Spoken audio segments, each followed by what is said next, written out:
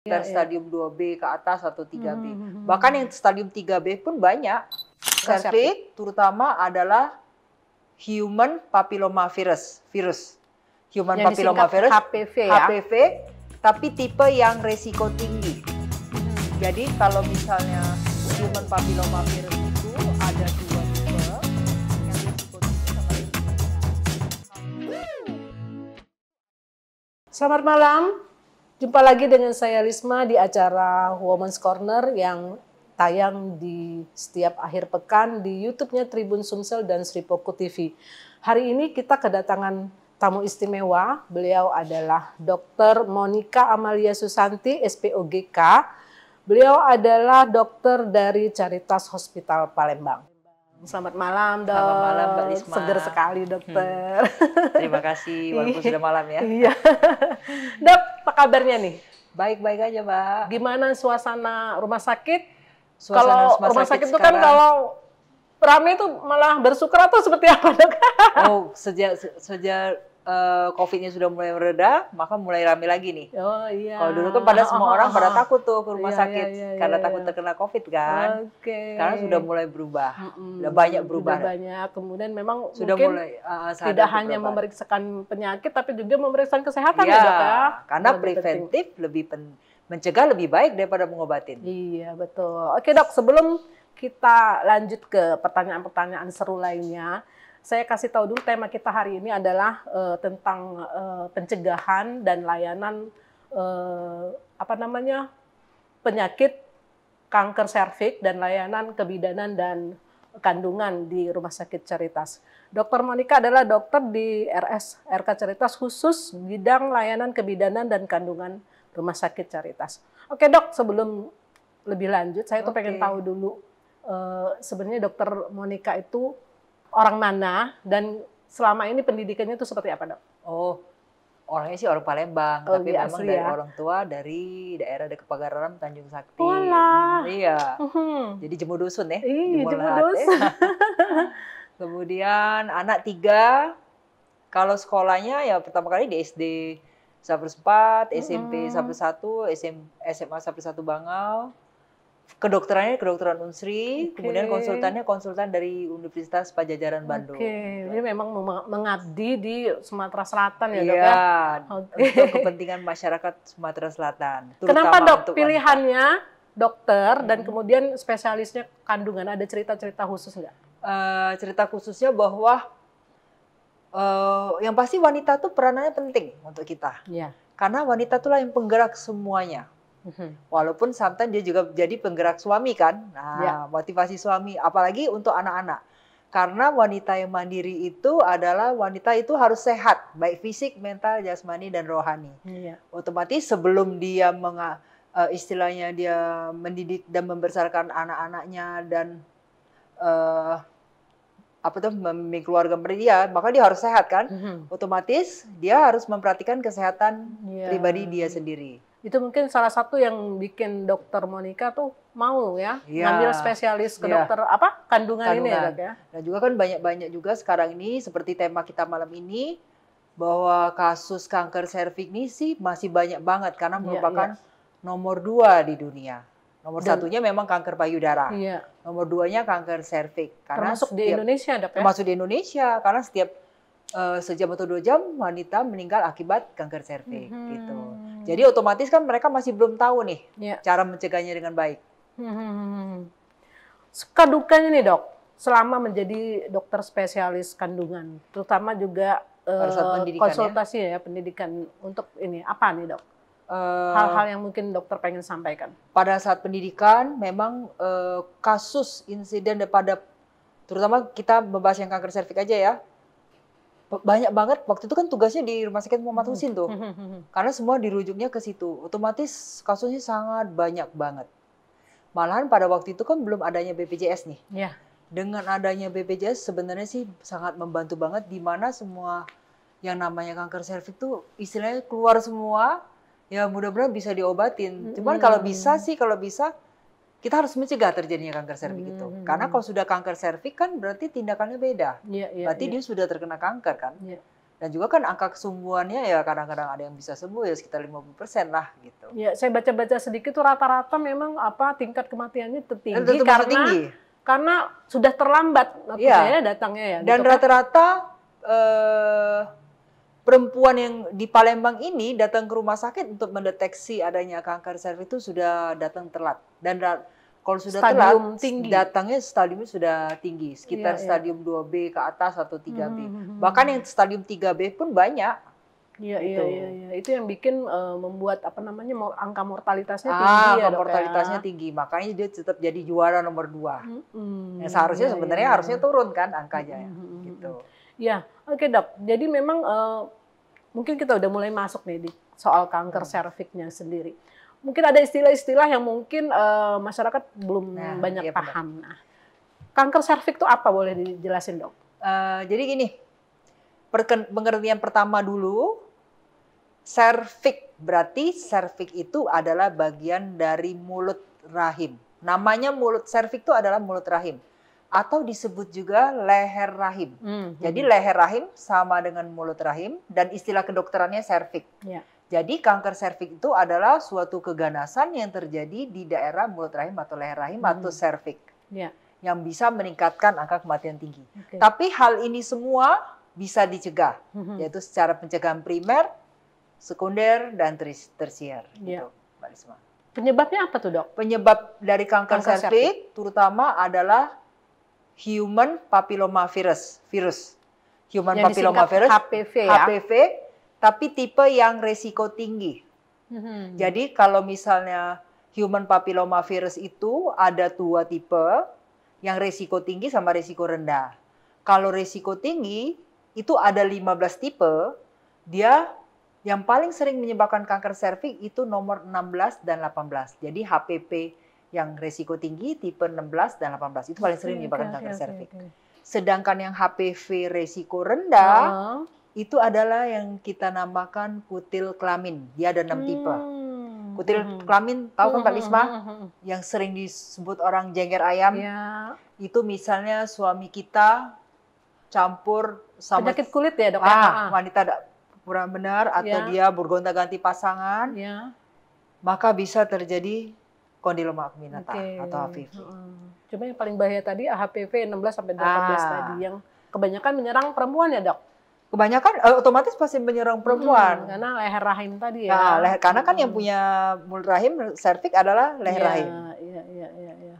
Dan hanya perempuan yang tidak pernah melakukan hubungan seksual sama sekali, atau perempuan yang belum pernah menikah, kayak seorang suster atau biarawati, itu tidak pernah terkena kanker serviks. Gitu ya. Jadi otomatis setiap perempuan yang pernah melakukan hubungan seksual pasti berisiko untuk terjadinya kanker serviks. Walaupun kita single partner. Misalnya udah lama nggak... Bukan, maksud saya itu walaupun suami kita single partner pun berisiko untuk terjadinya kanker serviks. Apalagi yang suka bergonta-ganti pasangan. Jadi otomatis meningkatkan terjadinya resiko kanker serviks itu justru ke perempuannya. Tadi single parent, single partner ya Mbak. Ya, single partner pun berisiko. Jadi bukan dalam arti, oh suami kita jajan, oh suami kita bergonta-ganti. Padahal belum tentu. Makanya kita sebagai perempuan juga harus sadar bahwa kita harus preventif untuk bukan dari USG. Kalau sudah dari USG memang kelihatan, tapi datangnya sih biasanya sudah telat. Karena kelihatan gede kan, gitu. Rata-rata Dok, yang menyerang perempuan usia berapa Dok? Tergantung. Waktu itu biasanya sih sekitar 40 tahun ke atas. Tapi saya pernah ketemu kasus umur 25 tahun, anaknya 5, sudah itu sosial ekonominya rendah. Datang stadium sudah berat, sudah 2B ke atas. Berarti, dan rata-rata semua pasien kanker serviks, kalau ditanya, pertanyaan cuma satu, Mbak Lisma. Bu, apakah Bu, pernah nggak pap smear? Jawabannya rata-rata nggak pernah. Makanya diadakan pertemuan ini diharapkan bahwa perempuan-perempuan di Indonesia, khususnya Palembang, yang pasti cegahlah terjadinya kanker serviks. Pertama, deteksi dininya adalah dengan pap smear. Saya aja belum pernah Dok. Saya di umur 50 tapi belum pernah. Jadi mungkin takut dengan ini mungkin tergerak ya Dok ya. Takut sih soalnya Dok. pap smear itu ya. Nanti kita bahas tentang pap smear. Lebih sakit melahirkan lagi itu ya? Mbak Lisman dibandingkan pap smear. Oh iya. Oke dok, nah apakah kanker serviks ini resikonya juga dari gaya hidup, tapi gaya hidupnya tadi mungkin yang sudah disinggung ya tentang gonta-ganti pasangan. Nah, tapi kalau tentang makanan segala macam udah ada hubungan dok. Enggak ada hubungan. Tetap karena kanker serviks terjadi karena adanya kontak seksual, hubungan seksual. Karena di sperma laki-laki itu ada virus HPV-nya, bukan yang di perempuannya. Maka cara deteksi dininya, kita sebagai perempuan yang pernah melakukan hubungan seksual atau sudah menikah, wajib pap smear. Iya, itu kata dokter tadi ya, mestinya ini ditonton oleh laki-laki ya dok ya? Iya. Oke ya dok. Nah, terkait dengan pencegahan kanker serviks ini, di Rumah Sakit Caritas tuh ada layanan kebidanan dan kandungan yang melayani ya dok ya, dan juga konsultasi tentang kanker serviks ini. Apa dok ini, layanan seperti apa dok? Jadi di Rumah Sakit RSRK Caritas itu sudah ada. Jadi kan saya katakan tadi bahwa pencegahan kanker serviks ada pencegahan primer, sekunder, dan tersier. Pencegahan primernya adalah dengan vaksinasi.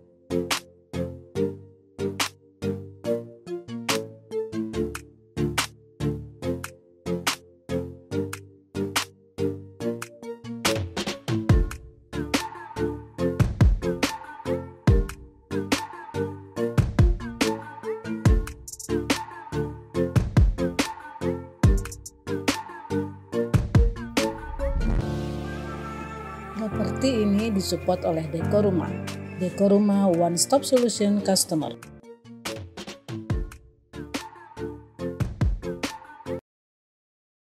Dengan vaksinasi.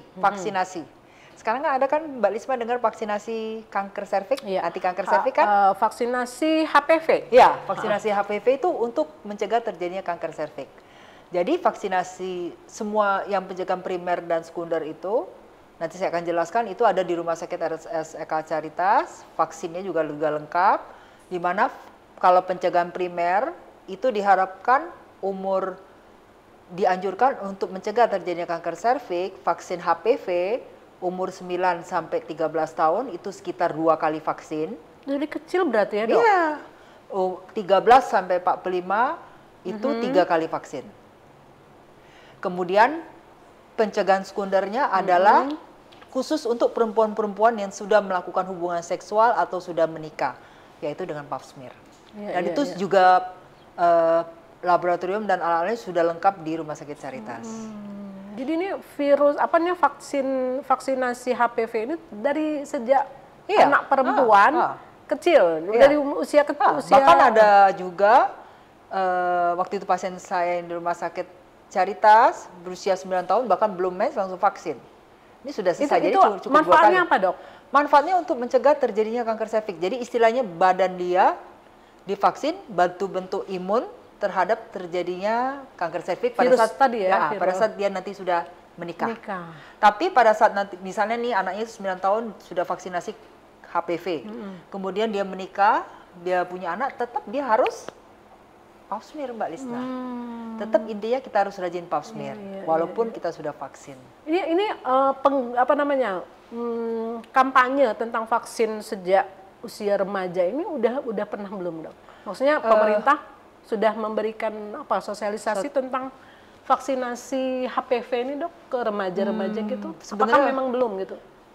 Ada beberapa sekolah yang sudah dapat vaksinasi. Kalau saya lihat ada beberapa yang di Prabumuli juga, ada beberapa sekolah yang SD di daerah Palembang ini juga sudah ada. Cuman saya kurang tahu obatnya kan, karena obatnya kan ada beberapa macam, karena yang paling mahal dan yang paling lengkap kan. Nah, sebenarnya sih harus digalakan juga ya, agar seluruh yang seperti yang vaksinasi DPT lah, DT kan, itu suka di anak-anak SD. Yang paling penting sih anak-anak SD dari 9 tahun tuh divaksin. Khusus perempuan ya dok? Khusus perempuan. Oh iya, khusus perempuan, oke. Khusus perempuan, tapi yang kalau itu yang khusus Cervarix. Tapi kalau yang generasi 9 sih dari produk yang lain, dari generasi itu dia boleh untuk laki-laki. Gitu. Supaya laki-lakinya tidak terkena kutil kelamin juga. Jadi pokoknya dalam arti intinya bahwa vaksinasi itu adalah merangsang badan seseorang untuk membentuk antibodi terhadap virus terjadinya virus HPV tadi. Oke, iya. Itu tadi ada layanan vaksinasi berarti di Ada di Rumah Sakit Caritas lengkap kemudian kok. apa lagi dok? Untuk Kemudian yang pencegahan iya. sekunder nih. Kalau pencegahan sekunder ini khusus untuk ibu-ibu yang sudah menikah atau pernah melakukan hubungan seksual. Diharapkan adalah dengan pap smear. Iya. Nah, misalnya nih, dia sudah menikah umur 17 tahun. Nah, 17 tahun kalau mau vaksin boleh. Tapi pap smear dulu baru vaksin. Pap smear hasilnya normal baru kita vaksin. Jadi, pap smear dulu baru kita vaksin. Itu bisa dilakukan di Caritas. Nah, dari pap smear itu ada 2 metode juga di Caritas. Ada metode yang konvensional yang sederhana, ada juga yang ketahuan virus HPV-nya. Namanya sitologi berbasis cairan dan HPV DNA. Iya. Tapi kalau di daerah-daerah kayak posyandu, penyuluhan atau yang susah digapai, itu biasanya disediakan oleh pemerintah tes IVA. Ada kan dengar ya, tes IVA adalah inspeksi visual asam asetat. Jadi kalau itu lebih sederhana dari pap smear. Sederhana tapi kurang akurat. Otomatis kalau IVA-nya positif, maka dia harus naik ke tingkat yang pap smear konvensional. Kalau ada apa-apa dengan pap smear konvensional, maka biasanya kita rujuk untuk pap smear yang lebih tinggi, yaitu sitologi berbasis cairan dan HPV DNA-nya, virus HPV-nya juga kelihatan. Itu Mbak Lisma. Ya. Boleh dok dijelasin lagi nih, pap smear tuh seperti apa ininya? Apa pemeriksaannya? Oh. Soalnya saya dengar pap smear itu rasanya ada rasa malu ya dok, kayak sebagai perempuan. Nah boleh dok, bisa Jadi dijelasin. gini, untuk perempuan-perempuan Indonesia, khususnya perempuan di daerah wilayah Kota Palembang, pap smear penting karena pap smear merupakan deteksi dini terjadinya kanker serviks. Syarat pap smear itu mutlak. Syarat pap smear mutlak, Mbak Risma. Jadi prinsipnya syarat pap smear mutlak, yaitu 3 hari sebelum pap smear tidak boleh melakukan hubungan sama suami. 3 hari sebelum pap smear tidak boleh memasukin obat keputihan dalam vagina, dalam keadaan bersih atau tidak haid. Kalau saya sih lebih menganjurkan pada saat masa subur, karena lendirnya kan lebih banyak. Jadi otomatis lebih banyak terdetek. Mungkin habis haid gitu ya, berarti setelah haid ya? Hari ke-14-nya. Iya. Hari ke-14, 10 sampai 18 kan lendirnya banyak tuh, jadi lebih enak diperiksa. Jadi kalau pap smear itu seperti biasa dalam posisi ya seperti orang mau melahirkan kan, ngangkang lama, ngangkang, diambil lendirnya sedikit. Sebentar diambil, kan, sebentar kok. Yang penting ibunya rileks. Seperti orang melahirkan lah, dilakukan bokong di bawah, semua dikangkangkan. Kalau rileks maka semuanya cepat selesai. Iya. Kalau kurang rileks kan nanti kita nggak bisa ambil lendirnya yang banyak. Gitu. Iya. Tenang aja kalau lebih perempuan. Lebih sakit melahirkan. Kalau perempuan yang ngambil perempuan kan dok. Jangan malu-malu demi kepentingan diri sendiri. Ini kapan lah saya di Setiap dokter kandungan juga nggak bakalan ingat bentuknya kayak mana. Masya Allah. Oke dok. Nah, pap smear dengan screening sama nggak dok? Sama. Jadi istilahnya screening itu deteksi dini. Maka yang IVA tadi ya? IVA tadi termasuk screening? Termasuk screening. Jadi kalau pap smear itu kan ada 3 tingkatan. IVA, pap smear konvensional, sitologi berbasis cairan dan HPV DNA genotyping. Yang pap smear konvensional sama sitologi berbasis cairan itu sudah tersedia di Rumah Sakit RSRK Caritas. Kalau IVA memang biasanya kita dari program pemerintah itu di daerah-daerah yang jauh tadi ya, kurang, itu biasanya untuk posyandu, puskesmas, atau yang di daerah yang jauh dari pelayanan kesehatan. Setelah IVA positif, otomatis mereka akan merujuk ke kita, kayak gitu. Kalau misalnya nih pasien dia BPJS, biasanya di IVA dulu. Tapi kalau saya lebih nganjurkan sih langsung pap smear konvensional ya, lebih pasti. Ya, yang pertama malu tadi dok, kendala perempuannya kayak saya nih. Yang kedua takut hasilnya dok. Gimana itu nggak boleh. Jadi kalau misalnya dipikir takut hasilnya, jangan malu. Buat apa malu? Kan itu untuk kepentingan diri kita sendiri kan. Dimana kita kan masih punya anak dan suami kan. Yang penting anak-anak. Anak-anak kan harus tumbuh dan berkembang dengan baik kan. Kemudian jangan takut dengan hasilnya. Apapun yang terjadi kan hasilnya mesti kita hadapi. Mendinglah deteksi dini dari awal daripada ketahuannya sudah lanjut. Nah, kalau misalnya pasiennya datang di mana sudah kelihatan mulut rahimnya nggak keruan-keruan, berdarah banyak, nah itu saya sudah nyatakan kanker serviks. Jadi kalau kayak gitu tidak perlu pap smear. Berarti ibu itu datangnya sudah telat. Udah kelihatan ciri-cirinya. Nah, berarti kita biopsi. Jadi biopsi itu tujuannya dia pakai kemoterapi, obatnya pakai apa, dan radiasi eksternal dan radiasi internal. Nah, maksud saya datangnya jangan sampai dia datang stadium sudah berat. Iya.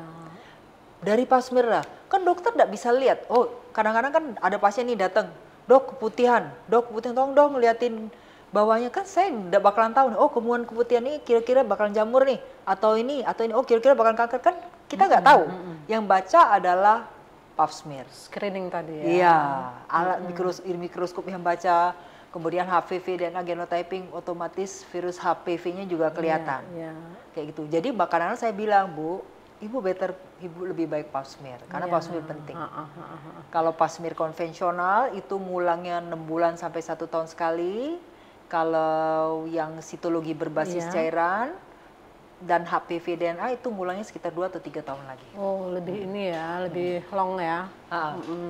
Dok, tadi berbayar nggak, Dok? Misalnya layanan-layanan tadi pap smear, terus tadi vaksinasi. Oh iya, berbayar itu. Ya. Itu apa udah ditanggung juga oleh BPJS gitu, Dok? Kalau nggak salah, dulu pap smear konvensional itu ditanggung BPJS, cuman terakhir ini nggak ditanggung kayak gitu.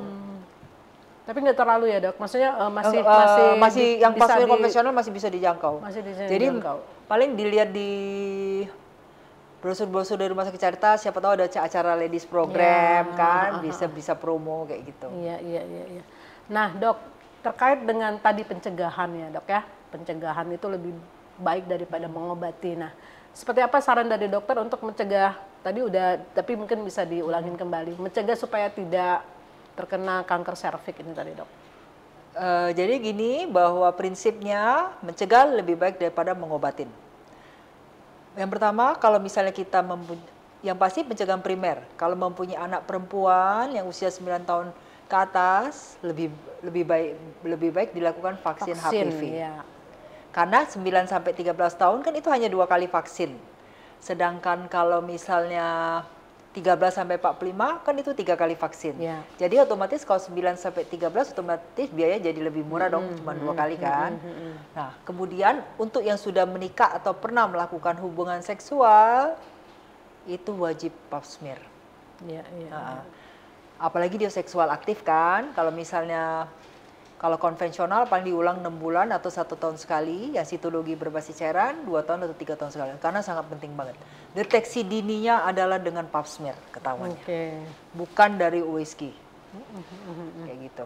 Ya, tapi kalau dengan kaitan dengan gaya hidup tadi ya, Dok? Gaya hidup bahwa walaupun kita single partner berisiko, kita bisa juga terkena pap smear.